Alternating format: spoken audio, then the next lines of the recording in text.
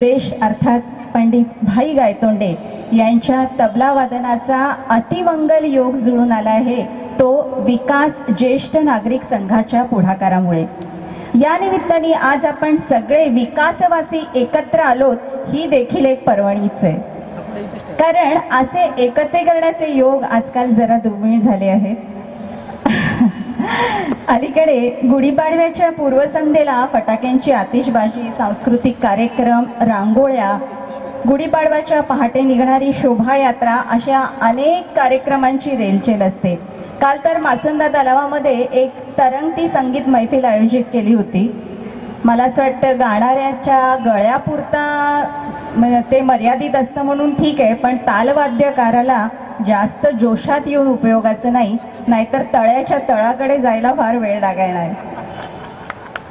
अर्थात हा गमतीचा भाग झाला, पण आपल्या विकासच्या दोन्ही विंग्समध्ये 12ही महिने उत्कृष्ट स्वरूपात जोपासली जाणारी हिरवीगार हिरवळ उपलब्ध आहे आणि भाईंसारखे आंतरराष्ट्रीय ख्यातीचे बुजुर्ग तबला वादक विकासवासी आहेत आणि गुढीपाडव्याची प्रसन्न संध्याकाळ आहे, तेव्हा आपल्याकडे भाईंच्या तालसंगीताचा कार्यक्रम होणे यासारखा सुवर्णयोग नाही।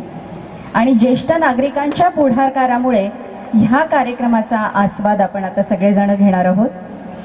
भाईंची थोडक्यात ओळख मी तुम्हाला करून देते।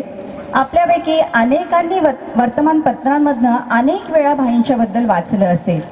त्यांची ओळख, त्यांचा बायोडाटा वाचल्यावरती एका एवढ्या मोठ्या कलाकाराचे आपण शेजारी आहोत याबद्दल खरोखर नकळत अभिमान वाटतो।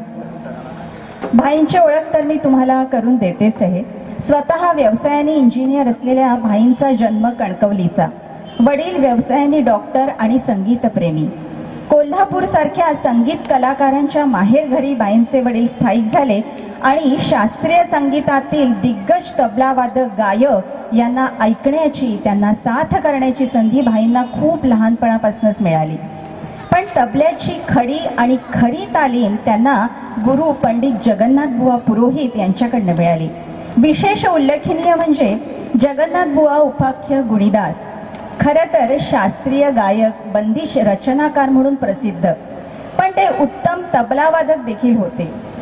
16 वर्ष भाईंनी जगन्नाथ बुवांकडे तालीम घेतली आणि मला तुम्हाला खरंच सांगावंसं वाटतं, मी जेव्हा भाईंशी बोलायला गेले होते तेव्हा भाई मला सांगत होते की तालीम कशी घेतली।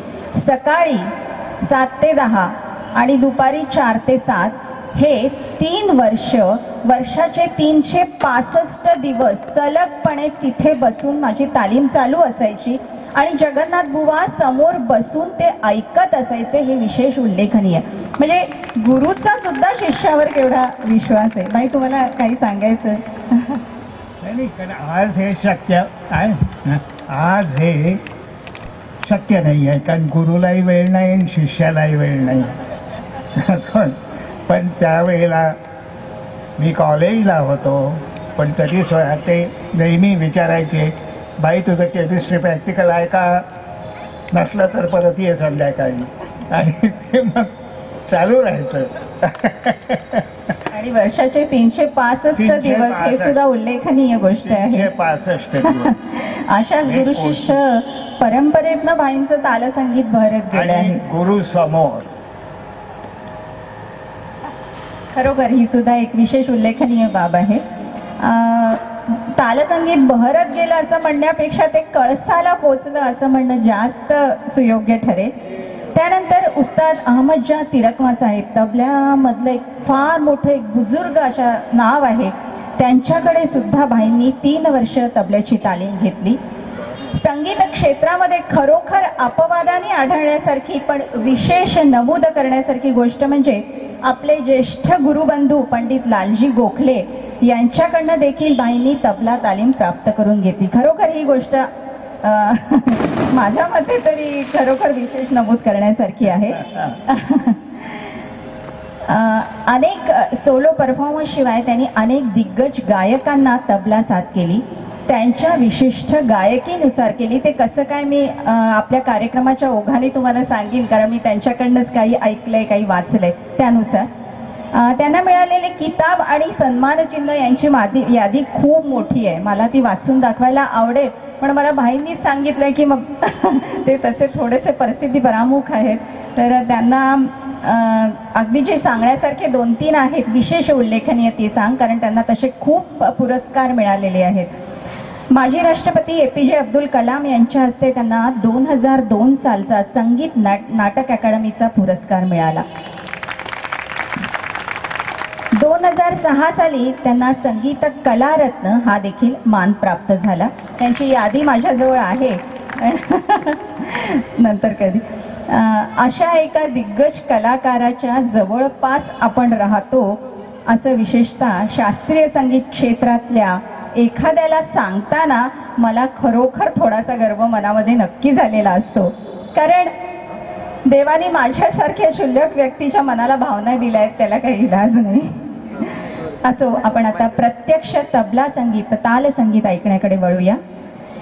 मी भाईंकडे कार्यक्रमापूर्वी जेव्हा गेले होते तेव्हा भाईंनी मला पहिला प्रश्न विचारला, तबला म्हणजे काय.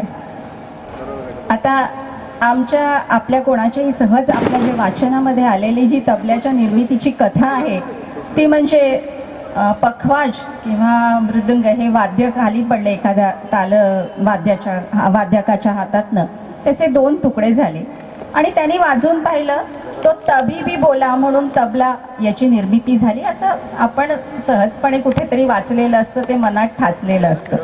म्हणजे एखाद्या आपण महालक्ष्मीच्या वगैरे व्रताच्या सुरस कथा ऐकतो तशीच ही कथा आहे. तिथेच माझी विकेट पहिल्यांदा गेली, म्हणजे पुढे मी फारसं काही धाडस नको करायला. तर भाईंनी मला जे विचारलं तबला म्हणजे काय, आणि त्यानंतर त्यांनी जे मला तबल्याचं विवेचन केलं ते आपण थोडंसं भाईंकडनं ऐकूया. ते खरोखर खूप ऐकण्यासारखं आहे.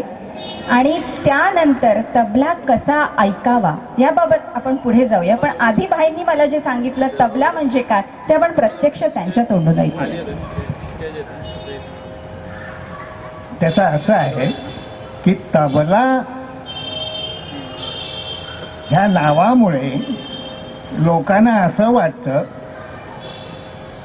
की हे वाद्य बाहेरून आलंय, कुठे इराणहून पर्शियामधून कुठून तरी आलेलं आहे.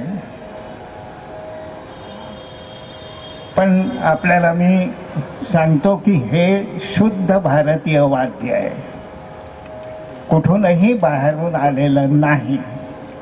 कारण ह्याचा जन्म इसवी सनाच्या 2000 वर्षापूर्वी झालेला आहे. आणि त्यावेळेला म्हणजे आपण जर अजंता किंवा कार्ला इथली सगळी शिल्प जर बघितली तर तिथे आपल्याला कळून येईल का त्याच्यामध्ये हे तबल्यासारखं वाद्य हे वाजवलं जात होतं. तर हे वाद्य हे तेव्हापासूनच आहे. फक्त एवढंच झालं की हे मोगल काळामध्ये मैफलीमध्ये आलं. कारण जेव्हा ख्यालाची सुरुवात झाली तेव्हा ख्यालाला पाखावज चांगला नाही म्हणून तबला हा इथे आणला. आता तबलं हा पर्शियन शब्द आहे, तबलं अरेबियन तबलं, पण याचं